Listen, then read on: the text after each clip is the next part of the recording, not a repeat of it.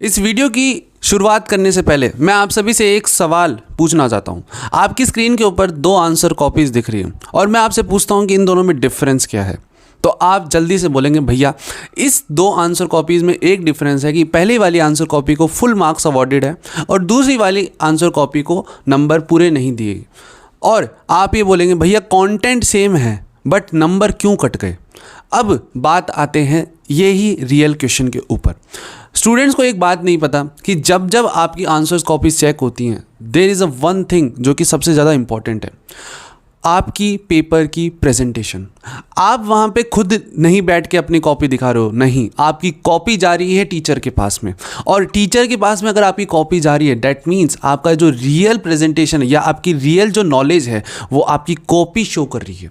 और वो copy show कर रही है तो आपको एक चीज़ की दिमाग में रखनी पड़ेगी कि आपको अपनी कॉपी का प्रेजेंटेशन 100% रखना पड़ेगा।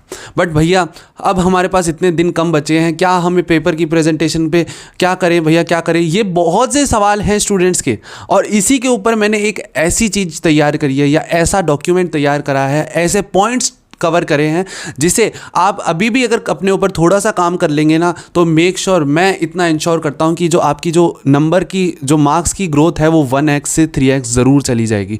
बट प्लीज़ इन टॉपिक्स को या इन जो मैं सजेशन आपको दूंगा उनको प्लीज़ अपने ऊपर इम्प्लीमेंट ज़रूर करना, बिकॉज यही आपको एक बेस्ट आउटपुट, आपका बेस्ट वर्जन निकाल के देंगे। बस एक चीज़ का ध्यान रखना कि इस वीडियो को तुम एंड तक देखो, स्किप ना करो, बिकॉज इसके अंदर एक ऐसा रिसर्च डेटा क्रिएट होके बना है जो कि आपके एग्जाम्स के लिए बहुत ज़्यादा हेल्पफुल रहेगा। तो मेक श्योर आप इस वीडियो को स्किप ना करें। और जो लोग नए जुड़े हैं मेरे इस चैनल से तो प्लीज़ सब्सक्राइब वाला बटन ज़रूर दबा के रखना, बिकॉज इस चैनल के ऊपर बोर्ड से रिलेटेड, एग्ज़ाम से रिलेटेड बहुत सी ऐसी चीज़ें आती रहती हैं जो कि आपकी जर्नी को बहुत ज़्यादा ईजी कर देगी। So let's start today's physics presentation video of unique gigs. Let's start.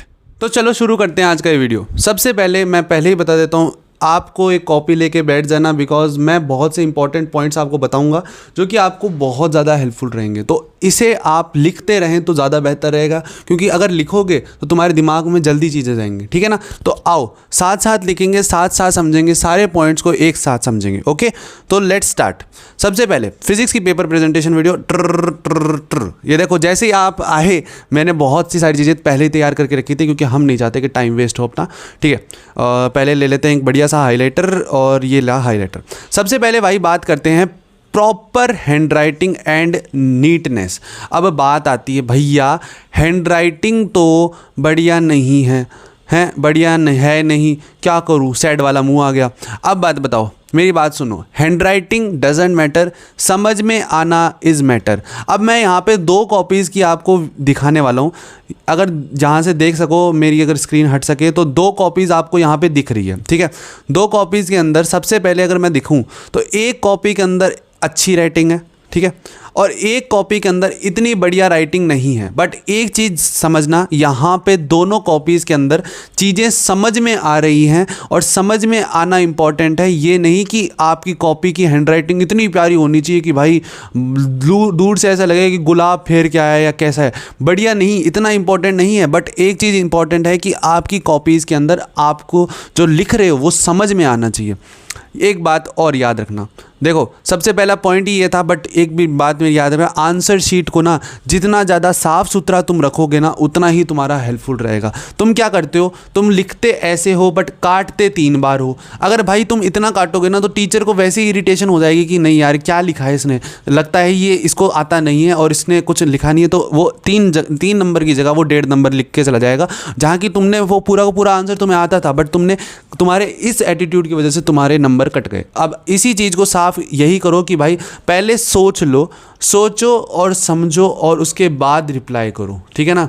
सोचो समझो, ठीक है ना, कि भाई क्या बोला गया है, कैसे बोला गया है, सारी चीज़ें समझो, उसके बाद में ही आंसर चीज़ें को दिखाओ।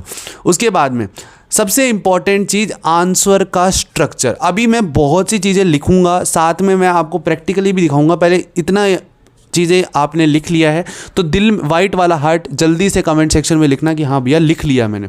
Proper hand writing and neatness is important, but hand writing doesn't matter, समझ में आना इज़ मैटर। ठीक है, तो ये सारी चीज़ें। अब उसके बाद में आंसर स्ट्रक्चर। अब यहाँ पे एक बात याद रखना, फिजिक्स के अंदर 3 टाइप के क्वेश्चंस पूछे जाते हैं। सबसे पहले न्यूमेरिकल,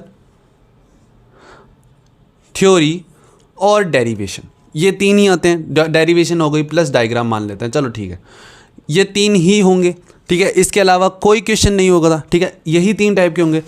न्यूमेरिकल के अंदर जो मैं टिप्स लिख रहा हूँ ना, उस टिप्स को अप्लाई करके देखना। तुम्हारे अगर कोई टीचर तुमसे तुम किसी टीचर के ट्यूशन जाते हो, टीचर तुम्हें पढ़ाते हैं, तो तुम उनसे भी एक बार एडवाइस लेना, क्या हिमांशु भैया ने ये चीज़ें सही बताइए मुझे। न्यूमेरिकल के अंदर तुम जो है सबसे पहले गिवन डेटा लिखो। जो डेटा तुम्हें लिख रखा है गिवन डेटा लिखो।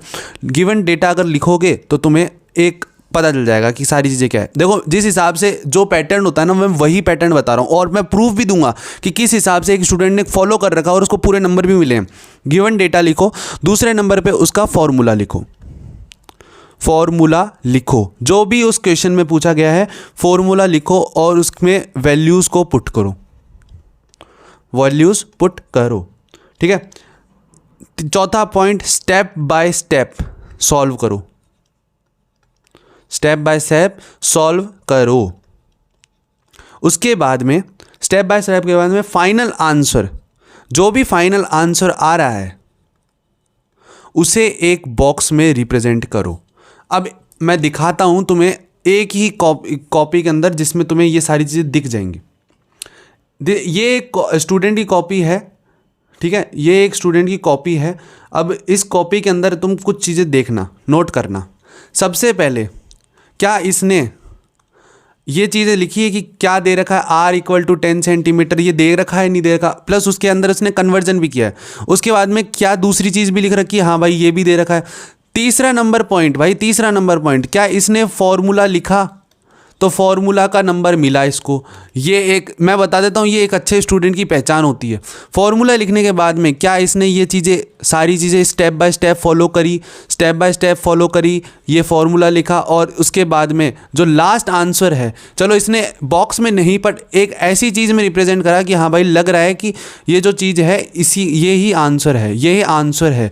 तो ये चीज़ें रिप्रेजेंट हुई। तो क्या ये आपको मेरी बात समझ में आई, जो मैं कहना चाहता था, जो मैं आपको समझाना चाहता हूँ? क्या आपको एक बात समझ में आई कि आंसर का एक स्ट्रक्चर होता है, किसी भी आंसर को लिखने का एक तरीका होता है। और ये सारी चीज़ें मैं कुछ हवा में नहीं बोल रहा, मैं तुम्हें प्रूफ के साथ में दिखा रहा हूँ, तुम्हारे आरबीसी के प्रूफ के साथ में चीज़ें बता रहा हूँ कि भाई देखो ये सारी चीज़ें होती हैं। तुम्हारी ये जो कॉपीज़ है ना, ये मैंने कुछ कहीं और से नहीं उठाई, ये आरबीसी की साइट से उठा के मैं ये चीज़ें दिखा रहा हूँ, आरबीसी की साइट से।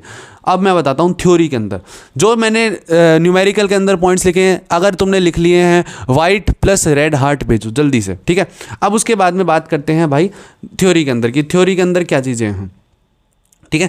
थ्योरी के अंदर देखते हैं भाई, थ्योरी के अंदर भाई देखो, अगर कोई क्वेश्चन ऐसा है जिसमें 1 मार्क का क्वेश्चन है तो डायरेक्ट और सीधा, कोई इतनी इज्जत नहीं देने की, बस डायरेक्ट जो आंसर है वो आंसर लिखो। लाइक अगर 1 मार्क का क्वेश्चन है, शॉर्ट आंसर टाइप क्वेश्चन है, 1 मार्क्स का क्वेश्चन है, जो भी है उसको डायरेक्ट जो पूछा है, जैसे ओम्स लॉ पूछा है, ओम्स लॉ की स्टेटमेंट पूछी, ओम्स लॉ की स्टेटमेंट, उससे ज़्यादा अपने को ज्ञान नहीं देना कि ये है, वो कुछ नहीं लिखना। डायरेक्ट जो चीज़ पूछी है डायरेक्ट आपको आंसर देना है, डायरेक्ट और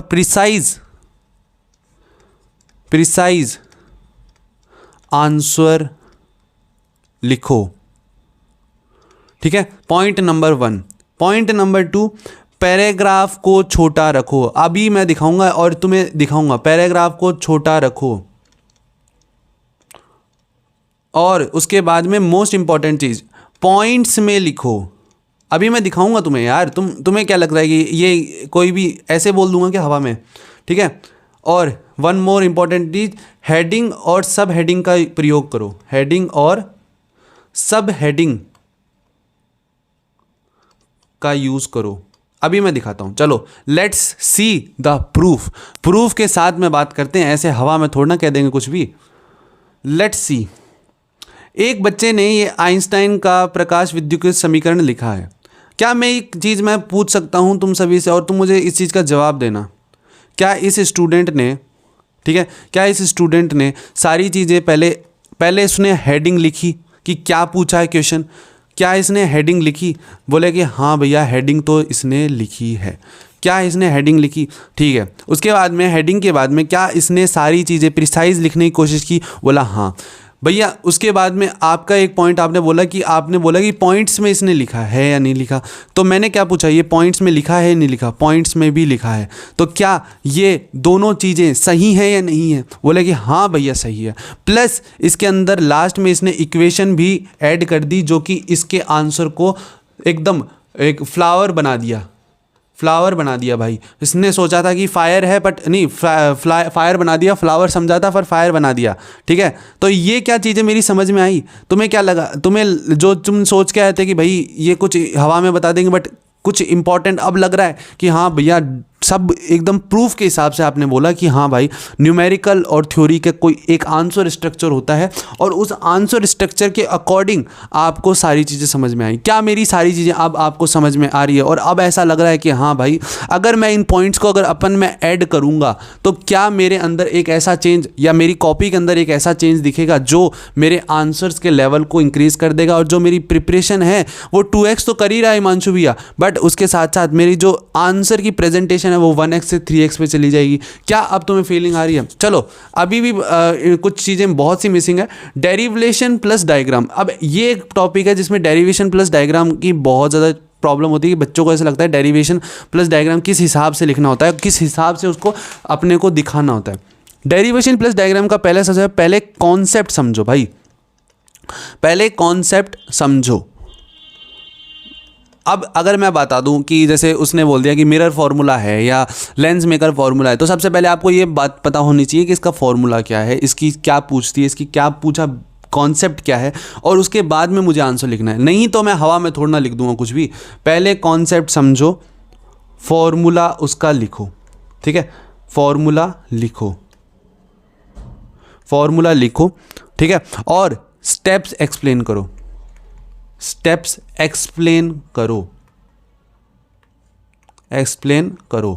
ठीक है, उसके बाद में तीसरा, डायग्राम अगर रिक्वायर्ड है तो डायग्राम ज़रूर बनाओ। इसको अलग पेन से लिखते हैं, डायग्राम इफ रिक्वायर्ड है देन मेक इट। अब बताओ, मेरी भी राइटिंग कोई माशाल्लाह नहीं है, बट मैं फिर भी सारी चीज़ें लिख रहा हूँ, तुम्हें समझ में तो आ रहा है ना? यही मैं बात तुम्हें समझाना चाहता था कि देयर इज़ कि सबसे इंपॉर्टेंट चीज़ होती है कि आप किस तरीके से चीज़ों को रिप्रेजेंट कर रहे हैं, प्रेजेंट कर रहे हैं। अगर मैं अभी बोलूं कि तुम्हें ऐसी चीज़ें करनी है तो तुम्हें समझ में नहीं आएगी, बट मैं अगर तुम्हें लिख के अच्छे से एक्सप्लेन करूंगा तो सारी चीज़ें तुम्हें एक्सप्लेन समझ में आ जाएगी। अब मैं बात करता हूँ, डायग्राम और ग्राफ ज़रूर इंक्लूड करो। तीसरा नंबर का जो पॉइंट है, अगर हाँ भाई यहाँ तक जिसने तीनों पॉइंट्स लिख लिए हैं, जल्दी से white plus red plus pink heart जल्दी से कमेंट सेक्शन में। ऐसा एनर्जी चलनी चाहिए, रुकनी नहीं चाहिए भाई। ये वीडियो बड़ा मैं बना रहा हूँ, इसका मतलब है कि there is a something behind this, कि भाई स्टूडेंट्स को एंगेजिंग रखना पड़ेगा भाई। एंगेजमेंट पूरी की पूरी रखनी है आपको। कमेंट सेक्शन पे एकदम चलना चाहिए, लाइक होना चाहिए कि हाँ भाई हिमांशु भैया कि तुम एक इंपॉर्टेंट वीडियो देख रहे हो। ठीक है, डायग्राम और ग्राफ जरूर इंक्लूड करो। And there is a concept which is PLD। What is PLD भैया? व्हाट इज़ PLD समझ में नहीं आया तो भाई समझाएंगे ना, हम ही तो हैं तुम्हें समझाने के लिए। Yes, this is pencil labelling diagram. This is the 3 main concepts behind anything. अभी भी इसको भी प्रूफ के साथ दिखाएंगे किस हिसाब से वर्क करता है पेंसिल लेबलिंग डायग्राम। अब मैं बताता हूँ, जब भी बोर्ड के अंदर होता है तो पेंसिल का सबसे ज़्यादा इस्तेमाल होता है। तुम लोग को लगता है कि हाँ भाई पेन ही लेके जाना, नहीं भाई, तुम्हारे जो तुम्हारा मटेरियल होना चाहिए उसके अंदर तुम्हारी पेंसिल और स्केल ऐसी चीज़ है जो रिक्वायर्ड है, वो पेंसिल। जो भी डायग्राम बना रहे हो हमेशा पेंसिल से बनाओ, हमेशा पेंसिल से बनाना है। Labelling is very much important, और डायग्राम अच्छे और नीट तरीके से आपको रिप्रेजेंट करना है। ये एक मोस्ट इम्पॉर्टेंट 3 पॉइंट है जो आपको हमेशा ध्यान रखने हैं। अब वहीं मैं बात करता हूँ इसके डायग्राम की। जैसे मैं बताता हूँ, लेट्स एग्जाम्पल, इस एक क्वेश्चन के अंदर सर्किट डायग्राम पूछा है और फुल वेव रेक्टिफायर। अब देखो भाई, मैं पूछता हूँ, क्या इसने जो पहला पॉइंट था अपना, इसने क्यों जो भी डायग्राम है वो पेंसिल से बनाया? बोला हाँ भैया हमें समझ में तो नहीं आ रहा बट लग तो रहा है पेंसिल से बनाया, क्योंकि यहाँ पे देखो रफनेस है और ये रफनेस पेंसिल से ही आती है। अब एक बात बताओ, पेंसिल से आ गया, उसके बाद में बात करते हैं भैया, इसने जो है क्या सारी चीज़ें बताई, इसने लेबलिंग करी कि ये क्या है, इसने V बताया, उसने O बताया, इसने T बताया क्या है, एट B क्या है, एट A क्या है, इसने पूरा डायग्राम बताया, इसमें ट्रांसमीटर बताया, आरएल बताया, करंट बताया, सारी चीज़ें इसने बताई, सारी चीज़ें इसने प्रेजेंट करी और सारी चीज़ें इसमें दिख गई। ठीक है, ये सारी चीज़ें थी, 3 इंपॉर्टेंट चीज़ें जिसमें डायग्राम के अंदर इसने इंक्लूड करी। तो this is the most important point कि जब भी आप कोई भी डायग्राम रिप्रेजेंट कर रहे हैं, this is mean pencil labelling diagram, PLD, Himanshu भैया का कॉन्सेप्ट हमेशा याद रखना, PLD। जब भी डायग्राम बना रहे हो दिमाग में तुरंत फिट होना चाहिए, भैया ने बोला था PLD, ये याद होना चाहिए। ठीक है, अब मैं बात करता हूँ भैया कि लॉन्ग आंसर्स को कैसे लिखें। ठीक है भैया, आपने लिख के आए हो और मज़ा आ रहा है भाई, सही में एंगेजमेंट एकदम पूरी होनी चाहिए। आज मज़ा आना चाहिए कि यूट्यूब पे ऐसा लगे कि भाई कुछ इंपॉर्टेंट डाल दिया इसने। लॉन्ग आंसर्स को कैसे लिखें, ठीक है, लॉन्ग आंसर्स को कैसे लिखें। सबसे पहले भाई एक चीज़ हमेशा याद रखना, इंट्रोडक्शन तुम्हारा 2 से 3 लाइन के अंदर होना चाहिए, एक्सप्लेनेशन तुम्हारी डेरिवेशन प्लस फॉर्मूला होना ही चाहिए। फिर डायग्राम अगर एप्लीकेबल है तो डेफिनेटली डायग्राम लिखो, और कंक्लूजन में फाइनल रिजल्ट तुम लिखो ही लिखो। अगर ये तुम करोगे ना तो तुम्हारे जो नंबर है ना वो पूरे के पूरे, अगर 4 नंबर का क्वेश्चन है या 5 नंबर का क्वेश्चन है, जितने नंबर का भी है तुम्हारे को पूरा नंबर मिलेगा अगर तुम इस तरीके से इस पैटर्न में फॉलो करोगे। ठीक है, MCQ और शॉर्ट आंसर कैसे लिखें भाई, डायरेक्टली लिखो, कोई दिक्कत नहीं है, डायरेक्ट सेक्शन लिखना ज़रूरी है। सेक्शन A लिखा, उसके बाद में मुझे लिखना है भाई इसका A का आंसर, दूसरे का आंसर अगर A है, B है, 3 है, इसका C है, तो ये डायरेक्ट इस पैटर्न में आपको फॉलो करना है ये। ठीक है, और short answer to be at the point. भाई मेरे से ऐसे पूछा what is the formula of Ohm's law, और मैं उसके पीछे की पूरी कहानी लिख रहा हूँ कि ओम्स लॉ ने ओमिक होता है, ये करंट होता है, इसकी पूछी कहानी पूछी नहीं, मैंने पूछा what is the formula of Ohm's law, तो आपको V = IR बताना है, सीधी सी बात है। तो ये सारी चीज़ें आपको ध्यान में रखनी है। अब बात करते हैं भैया टाइम मैनेजमेंट की, ये सबसे इंपॉर्टेंट है और कई लोग बताते नहीं हैं, मेरे को बताना बहुत इंपॉर्टेंट है बिकॉज बहुत से स्टूडेंट जुड़े हुए हैं। अब एक बात बताता हूँ, टाइम मैनेजमेंट। भैया मैंने पढ़ा तो सारा था पर पेपर में सब भूल जाता हूँ या जाती हूँ। दूसरा क्वेश्चन मेरे पास ये क्वेश्चंस आते हैं, इसी हिसाब से मैं बताता हूँ। भैया पेपर छूट गया, मुझे पूरा पेपर आता था, ये क्वेश्चन बहुत बार होता है। सबसे बड़ी दिक्कत पता है क्या होती है, आप क्या करते हो, टाइम बाउंडेड प्रैक्टिस नहीं करते हो या अपना टाइम मैनेजमेंट को अच्छे से नहीं प्रेजेंट करते हो। अब सबसे बड़ी चीज़, इसका सॉल्यूशन क्या है, अब मैं बताता हूँ। जो इसका सॉल्यूशन क्या है वो लिखते हैं, आ जाओ। पहले वाले क्वेश्चन जिसमें कॉन्फिडेंस हो वही अटेम्प्ट करो। अब बताऊँ, कॉन्फिडेंस को बिल्ड करने का सबसे बड़ा तरीका होता है जो क्वेश्चन तुम्हें आते हैं उन्हें ही अटेम्प्ट करो। बट एक चीज़ मैं अब लास्ट में भी बोलूँगा, फिर बोलोगे तुम भैया ये तो कॉन्ट्राडिक्टरी हो गई, ठीक है ना। जो क्वेश्चन अटेम्प्ट कर रहे हो वो आने चाहिए, ठीक है ना। दूसरा, डायग्राम और न्यूमेरिकल बनाओ पर टाइम लिमिट में बनाओ, ठीक है। टाइम लिमिट हमेशा याद होनी चाहिए तुम्हारे को कि क्या टाइम लिमिट में बोला गया है। तीसरा नंबर का, लास्ट 5 से 10 मिनट ऐसे होने चाहिए तुम्हारे आखिरी के जिसमें तुम पूरा पेपर एकदम विजुअलाइज करो, एनालाइज करो कि हाँ भाई मैंने सारी चीज़ें लिखी हैं नहीं लिखी। अगर ये सारी चीज़ें होंगी तो तुम्हारा आंसर जो सारी चीज़ें हैं वो अच्छे से रिप्रेजेंट हो जाएंगी, ठीक है। अब ये सारी चीज़ें तो थी, बट एक चीज़ मैं बोल देता हूँ कि खुद पे अगर कॉन्फिडेंस है ना तो कोई भी चीज़ करना आसान है, कोई भी चीज़ मुश्किल नहीं है। बट अगर तुम्हें ऐसा लगता है कि भैया टाइम मैनेजमेंट के ऊपर एक ऐसा डेडिकेटेड वीडियो बताओ जिससे कि हमारी और ज़्यादा हेल्प हो जाए, तो प्लीज़ कमेंट में टाइम मैनेजमेंट टाइप करना विद रेड हार्ट, तो हमें पता चल जाएगा, ठीक है। अब बात करते हैं सबसे बड़ी प्रॉब्लम क्या है भाई। सबसे बड़ी प्रॉब्लम है नंबरिंग। क्वेश्चन कुछ और पूछा है, लिख के कुछ और आ जाते हैं, और यही सबसे बड़ी प्रॉब्लम है जो आप करते हो गलतियाँ। और इस गलती को प्लीज़ मत करना। जो सेक्शन है, जो आंसर्स है वही क्वेश्चन करना, जिससे कि सारी चीज़ें अपने को ध्यान से पता चले, ठीक है। अब बात करते हैं आंसर का फ्लो। भाई तुम क्या कर देते हो आंसर का फ्लो भाई, अब ऐसे बताऊँ ना, इसमें इस आंसर के अंदर प्रॉपर गैप है, ठीक है, कोई भी मतलब कट नहीं है, कुछ भी नहीं है, प्लस इसने हेडिंग सब कुछ लिख रखा है। अब इसका एक फ्लो है, फ्लो जब ब्रेक होता है ना, दिस मीन्स कि स्टूडेंट को नहीं आता। अगर मैं ये तुम्हें सारी चीज़ें बता रहा हूँ, पूरा वीडियो अगर मैं वन शॉट में बता रहा हूँ, दैट्स मीन्स कि मेरा एक फ्लो है, मेरा एक बताने का तरीका है, मेरी सारी चीज़ें।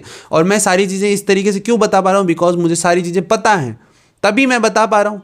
दैट मीन्स मेरा एक फ़्लो है। तभी अगर किसी स्टूडेंट ने या मेरे किसी ने फ़्लो ब्रेक करा तो मैं कहीं ना कहीं अटक जाऊंगा और लोगों को लगेगा कि इसको नहीं पता। बट मैं एक ही फ़्लो में बोले जा रहा हूँ, दैट मीन्स कि मुझे कुछ पता है, तभी मैं नॉलेज दे रहा हूँ, ठीक है। अब वही बात है, तुम्हारा भी फ़्लो वहीं पता चलता है कि अगर तुम आंसर को ऐसे लिखते ऐसे लिखते तो द ए, अब यहाँ ए नहीं एन, जो करते हो ना, दैट्स मीन्स कि तुम्हारा फ्लो पता चल रहा है कि हाँ भाई यहाँ पे फ्लो ब्रेक हुआ है स्टूडेंट का, और वहाँ पे तुम्हारे मार्क्स कट हो जाते हैं। एक बोनस की टिप देता हूँ, जहाँ पे तुम्हारे जो नंबर, जो समय जितना कम लग रहा है कॉपी चेक होने में, मार्क्स उतने ही इंक्रीज़ हो रहे हैं। और यही एक बोनस टिप है तुम्हारे सभी के लिए। अब जितना ज़्यादा हो सके ये सोच लो कि तुम कितना जल्दी अपनी कॉपी चेक करवा सकते हो। अगर जितनी जल्दी कॉपी चेक करवाओगे उतनी ही जल्दी तुम्हारे ज़्यादा मार्क्स बढ़ने के पूरे चांसेस होंगे। ये पूरा का पूरा डॉक्यूमेंट हमने तैयार किया है आज इस वीडियो के अंदर, यही आपने बात की थी। और एक मोस्ट इम्पॉर्टेंट आप सभी के लिए गूगल फॉर्म का लिंक है नीचे। अगर आपको लगता है कि हिमांशु भैया हमारी हेल्प कर रहे हैं, कुछ भी कर रहे हैं, तो मेक श्योर आप उस गूगल फॉर्म को ज़रूर भरें, ठीक है।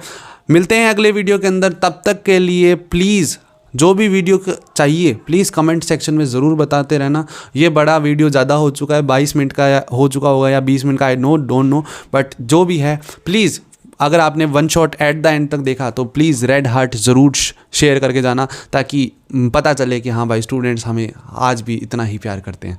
सो see you in the next video. तब तक के लिए खुश रहो, अपनी प्रिपरेशन को तुम 2x कर दो।